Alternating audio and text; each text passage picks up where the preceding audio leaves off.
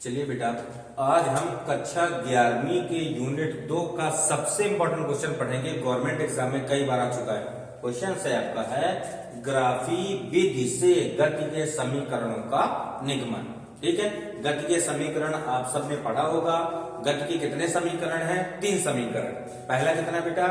v बराबर u plus eighty. दूसरा है आपका s बराबर ut प्लस 1/2 एटी स्क्वायर। और तीसरा है आपका v स्क्वायर बराबर u स्क्वायर प्लस 2as। इन तीनों समीकरणों को निगमित करना है आपको किस विधि से? ग्राफी विधि से। ठीक है, चलिए पहले चित्र बनाते हैं। चित्र को बढ़िया से ध्यान दीजिएगा। सबसे पहले आपको ग्राफ बनाना है। ये बेटा हमने ग्राफ बना लिया। ठीक, ये आपका हो गया ओरिजिन पॉइंट यानी मूल बिंदु O, ये हो गया x अक्ष और ये हो गया आपका y अक्ष। ठीक है, दोनों अक्ष में किसको कैसे चलाना है ये ध्यान दीजिए। हम इसमें x अक्ष में दर्शाते हैं समय को। किसको दर्शाना है आपको? x अक्ष में समय को। और y अक्ष में दर्शाना है बेटा आपको वेग को। ठीक है, इसमें टाइम को, इसमें वेलोसिटी को, वेग को। ठीक, ओ पॉइंट पर दोनों का मान कितना होगा? 0। समय भी 0 होगा और वेग भी 0 होगा। ठीक है, यहां से जब कोई वस्तु चलना प्रारंभ करेगी तो मान लीजिए ए पॉइंट तक वस्तु का वेग कितना हो जाता है? u। यहां से यहां तक में वस्तु का वेग कितना हो गया बेटा? u। अब यहां से टाइम के अकॉर्डिंग, जैसे देखो प्रारंभिक वेग u है, अब यहां से टाइम के साथ वस्तु के वेग में परिवर्तन होगा। जब टाइम के साथ वस्तु के वेग में परिवर्तन होगा तो ये आपका बनेगा वेग समय ग्राफ। ये जा रहा है, ये आपका है vt ग्राफ यानी वेग समय ग्राफ। ठीक है, तो ए से किस पॉइंट पे पहुंच गए बेटा अपन? बी पॉइंट पर। यानी बी पॉइंट पर अंतिम में कितना हो गया? v और टाइम कितना हो गया? t। ठीक, बी से इस पे लंब डाल दो। ये हमने लंब डाल दिया बेटा। बी से y अक्ष पे भी लंब डाल दो। ये हो गया। ठीक, अब देखिए बी पॉइंट पर वस्तु का वेग कितना हो जाता है? v, और वेग किस अक्ष में चल रहा है? y अक्ष में। तो यहां तक का वेग कितना हो जाएगा आपका? ये वेग हो गया v। ए बी यहां पे पॉइंट ले लेते हैं बेटा अपन, इसको भी इससे मिला देते हैं ऐसे। यहां पे पॉइंट ले लेते हैं c, यहां पे ले लेते हैं d और यहां पे ले लेते हैं e। ये कोण मान लेते हैं थीटा। ठीक है, यहाँ पे टाइम चल रहा है t, तो इसमें भी टाइम चलेगा आपका t। कोई डाउट? ये आपका डायग्राम कंप्लीट हो गया। यहाँ पे ध्यान दीजिएगा, y अक्ष में क्या चल रहा है? वेग। x अक्ष में किसको दर्शाए हैं अपन? समय को। तो o और a के बीच का वेग कितना है? u। o और e के बीच का वेग कितना है? v। इसी प्रकार b और d के बीच का वेग कितना हो जाएगा? v। c और d के बीच का वेग कितना हो जाएगा? u। और b और c के बीच का कितना होगा बेटा? यहां पे होगा, देखिए टोटल है आपका v, इतना है आपका u, तो इतना बचेगा v माइनस u, b और c के बीच में। ठीक, ये चित्र हो गया। चित्र की थ्योरी में क्या लिखना है ध्यान दीजिएगा। लिखोगे बेटा इसमें क्या लिखना है?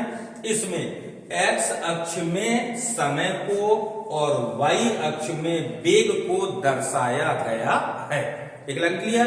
यही लिखना है। चित्र बनाना है, चित्र के बाद ये लिखना है इसमें x अक्ष में समय को और y अक्ष में वेग को दर्शाया गया है। दूसरी लाइन में लिखना है AB। कौन सी लाइन बेटा? AB वेग समय ग्राफ को प्रदर्शित करती है। बोल लोगे? ये बस 2 लाइन की थ्योरी बोलना है। यानी AB किसको इंडिकेट कर रहा है? वेग समय ग्राफ को प्रदर्शित करता है। ठीक, अब आता है नंबर 1। नंबर 1 क्या है आपका? प्रथम समीकरण का निगमन। प्रथम समीकरण का निगमन। ठीक बेटा, चलिए इसका निगमन करना है। तो प्रथम समीकरण के निगमन के लिए आपको एक सूत्र का इस्तेमाल करना है। लिखेंगे हम जानते हैं, क्या लिखना है बेटा? हम जानते हैं वेग समय ग्राफ की प्रवणता त्वरण के बराबर होती है। ये 1 नंबर के ऑब्जेक्टिव में भी कई बार आया है कि वेग समय ग्राफ की प्रवणता, प्रवणता मतलब कहलाती है ढाल। ठीक है, ये आपका वेग समय ग्राफ है ना, वेग समय ग्राफ की प्रवणता यानी ये ढाल किसके बराबर होती है बेटा? त्वरण के बराबर होती है। क्लियर रहेगा? लेकिन हम जानते हैं वेग समय ग्राफ की प्रवणता त्वरण के बराबर होती है। अब त्वरण को हम दर्शाते कैसे हैं? a से, यानी त्वरण a बराबर होगा वेग समय ग्राफ की प्रवणता को कैसे दर्शाते हैं? tan थीटा से, क्योंकि ढाल आपकी थीटा है, अपवर्तक आपका होगा tan, तो a बराबर कितना जाएगा tan थीटा। कोई डाउट? और आगे चलिए, a बराबर tan थीटा। चित्र में ध्यान दीजिएगा, समकोण त्रिभुज BCA, समकोण बन रहा है ना, तो समकोण त्रिभुज BCA में tan थीटा बराबर सूत्र क्या होता है? लंब बटा आधार होता है। तो tan थीटा की जगह कितना प्लेस कर सकते हैं बेटा? यहाँ पे देखिए, tan थीटा बराबर है आपका BC बटे AC, तो tan थीटा की जगह आपको रखना है BC बटे AC, लिख दीजिएगा, क्योंकि tan थीटा बराबर BC बटे AC, इसलिए tan थीटा की जगह इसकी मान रख दी। कोई डाउट? और आगे चलिए, a बराबर BC का मान, चित्र में देखो बेटा, BC का मान कितना है? V माइनस U, तो ये आपका आ गया V माइनस U बटे AC, और AC पे किसको दर्शाया गया है? टाइम को, T को, तो AC की जगह कितना जाएगा आपका? T। ठीक है, क्वेश्चन अगर ये तीरे गुणा करिए तो T का A में गुणा करेंगे कितना जाएगा? AT बराबर V minus U, minus U को इधर बुला लो, तो V बराबर U प्लस AT। ये आपका आ गया गति का प्रथम समीकरण, ये आ गया प्रथम समीकरण का निगमन। किसी को डाउट? ठीक, देख लीजिए, बढ़िया से इसको करना है, ये वेरी इंपॉर्टेंट सवाल है, गवर्नमेंट में कई बार आ चुका है। ठीक है, लिखेंगे, अतः यह समीकरण प्रथम समीकरण को प्रदर्शित करता है। ठीक, अब चलते हैं आपका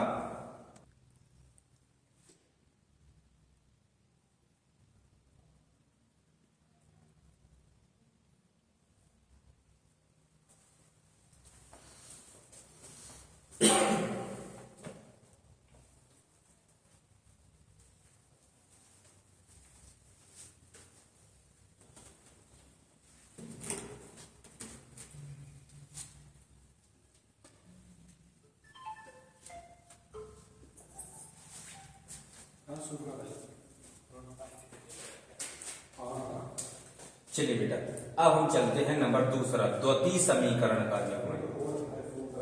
द्वितीय समीकरण का निगमन। द्वितीय समीकरण तो सबको पता होगा, क्या होता है द्वितीय समीकरण बेटा? इसको आपको निगमित करना है, ध्यान दे लीजिए, S बराबर UT plus half AT square, इसका निगमन आपको करना है। ठीक है, तो क्या लिखेंगे बेटा? द्वितीय समीकरण का निगमन। अब इसमें दूसरे सूत्र का इस्तेमाल करेंगे, सूत्र को ध्यान दीजिएगा। सूत्र क्या लिखेंगे कि हमें पता है, या लिखेंगे हम जानते हैं विस्थापन, आपको विस्थापन का मान निकालना है। हम जानते हैं विस्थापन वेग समय ग्राफ और समय अक्ष के बीच का क्षेत्रफल होता है। चित्र में देखिए बेटा, वेग समय ग्राफ क्या है? AB, समय अक्ष कौन है आपका? OD, तो AB और OD के बीच का क्षेत्रफल जो है वो किसके बराबर होगा बेटा? विस्थापन के बराबर होगा। लिख लेंगे ना, एक बार फिर रिपीट कर रहा हूं, ध्यान दीजिएगा। लिखेंगे, हम जानते हैं विस्थापन बराबर वेग समय ग्राफ और समय अक्ष का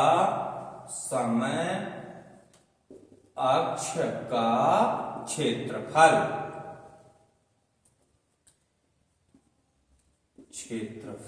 ठीक है, जो विस्थापन है वो बेटा वेग समय ग्राफ और समय अक्ष के क्षेत्रफल के बराबर होता है। विस्थापन को हम दर्शाते कैसे हैं? S से, S बराबर वेग समय ग्राफ, ध्यान दीजिएगा, वेग समय ग्राफ है आपका AB और समय अक्ष है आपका OD, तो इन दोनों के बीच का क्षेत्रफल होगा ना, तो इन दोनों के बीच का क्षेत्रफल कितना है? चित्र में देखिए ABDOA का क्षेत्रफल। ठीक है, यानी विस्थापन S बराबर आकृति, यहां पे चलते हैं, यहां से ABDOA का क्षेत्रफल, ABDOA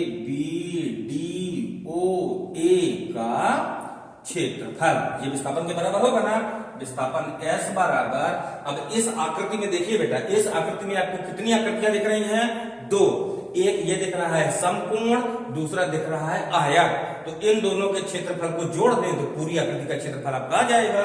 तो विस्थापन S बराबर त्रिभुज, ऊपर वाले त्रिभुज का नाम देखिए BCA, त्रिभुज BCA का क्षेत्रफल धन नीचे का आयत का नाम क्या बेटा? ए सी डी ओ का क्षेत्रफल। दोनों को मतलब इस पूरी आकृति को दो पार्ट में डिवाइड कर दोगे ना, इसका क्षेत्रफल, इसका क्षेत्रफल। अब सूत्र लगा दीजिए, तो विस्थापन S बराबर त्रिभुज का क्षेत्रफल, समकोण त्रिभुज का क्षेत्रफल का सूत्र क्या होता है, 1/2 आधार गुणे ऊंचाई। तो ये आपका हो जाएगा बेटा 1/2 गुणे आधार कितना है AC, और AC का मान कितना है T। तो ये हो गया आधार गुणे,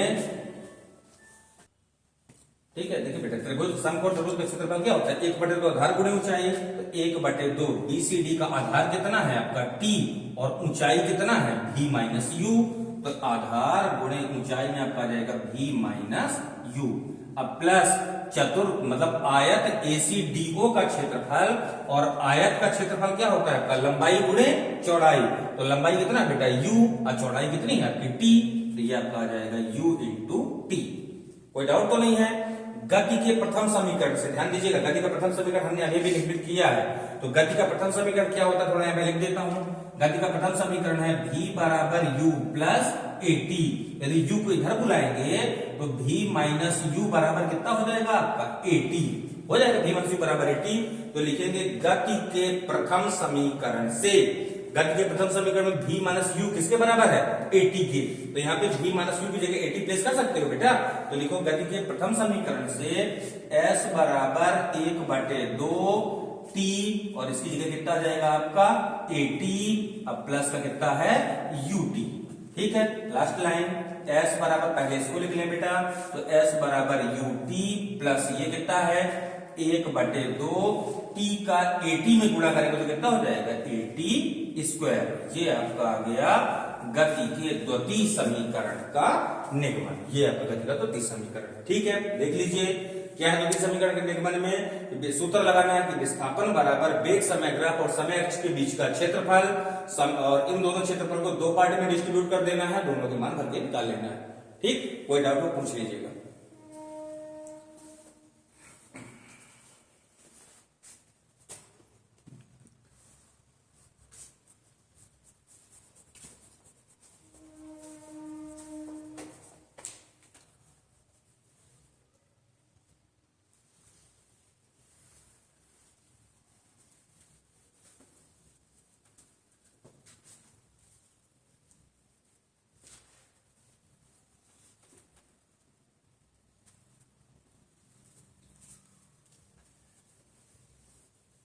चलिए बेटा, अब हम जानते हैं गति के तृतीय समीकरण का निगमन।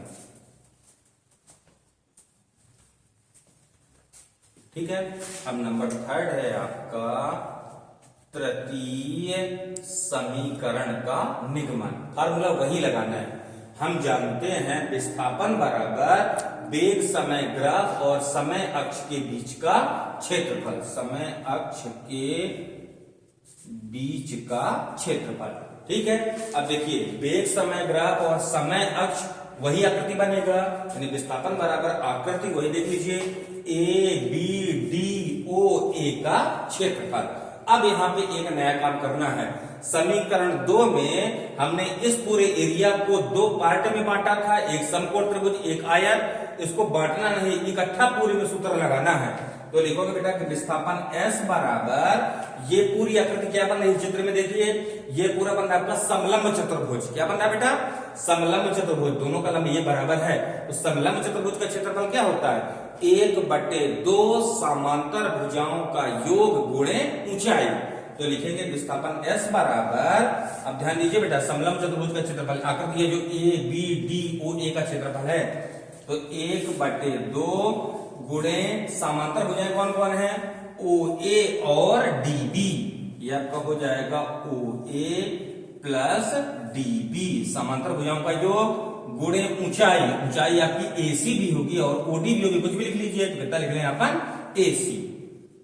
ये हो गया समलंब चतुर्भुज का क्षेत्रफल। ठीक है, मान भरिए S बराबर 1/2 OA का मान चित्र में देखो बेटा कितना है OA का मान है आपका U प्लस DB का मान देखिए, DB यहां से लेके यहां तक का मान, तो यहां से लेके यहां तक का मान V है, तो ये मान भी आपका V होगा। तो U प्लस V अब गुणे AC का मान ध्यान देना, हमने गति के प्रथम समीकरण में पढ़ा कि tan थीटा बराबर कितना होता है टेन थीटा बराबर, इसको पहले भी एसी रहने देते हैं, यहाँ पे ये आपका आ गया बेटा एसी, इसको मान लीजिए समीकरण नहीं माना, डायरेक्टली करते हैं, लिखेंगे चूंकि टेन थीटा बराबर कितना बेटा, टेन थीटा बराबर आपका होता है लंब बटा आधार, यानी टेन थीटा बराबर बीसी बटे एसी होगा। इसमें समकोण त्रिभुज बीसीए में अब टेन थीटा किसके बराबर है, ए के, चूंकि टेन थीटा बराबर ए, यानी त्वरण वेग समय ग्राफ की प्रवणता कहलाती है, तो टेन थीटा की जगह ए प्लेस करो, तो ए बराबर कितना जाएगा आपका बीसी बटे एसी। अब मान एसी का मान निकालिए, तो एसी बराबर कितना हो जाएगा बीसी बटे ए। अब बीसी का मान चित्र में देखो कितना बेटा, तो बीसी बराबर है आपका v माइनस यू, आपका जाएगा v माइनस यू बटे ए। इस एसी के मान को आपको यहाँ प्लेस करना है, ठीक है। यहाँ पे ध्यान दीजिए, क्योंकि समकोण त्रिभुज बीसीए में टेन थीटा बराबर कितना आ गया, बीसी बटे एसी, ये लिख दिए। अब चूंकि टेन थीटा किसके बराबर होता है, ए के, त्वरण ये ए है बेटा, ठीक है। टेन थीटा बराबर ए, तो टेन थीटा की जगह हमने ए प्लेस किया, तो ए बराबर बीसी बटे एसी, तो एसी बराबर बीसी का मान कितना है, v माइनस यू बटे ए।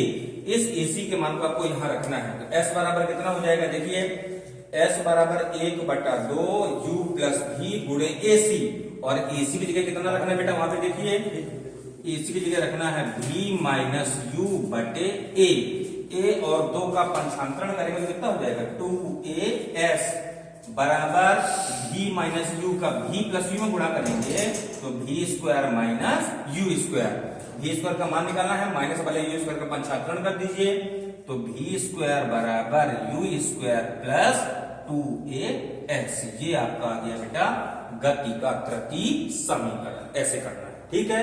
यानी ग्राफीय विधि से गति के तीनों समीकरण का क्या हो गया आपका निगमन। अच्छे से कंप्लीट करिएगा इसको, ठीक।